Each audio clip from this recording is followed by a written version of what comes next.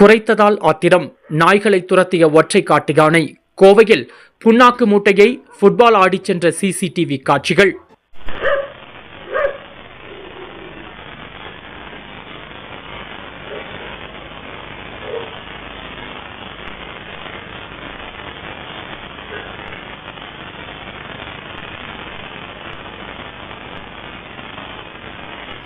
கோவை ஆலந்துறை நல்லூர் வயல் அருகே முட்டூத்து வயல் பகுதியில் நேற்று இரவு 11:30 மணிக்கு ஆடிட்டர் குரு என்பவர் தோட்டத்தில் புகுந்த ஒற்றை காட்டு யானை நாய்கள் குறைத்ததால் ஆத்திரமடைந்து அதனை துரத்தியது. அந்த ஒற்றை காட்டு யானை அங்கு உணவை தேடிக்கொண்டு அங்கு நிறுத்தியிருந்த சைக்கிள் மற்றும் கால்நடைகளுக்கு தண்ணீர் வைக்கும் கேன் ஆகியவற்றை காலால் தள்ளியது.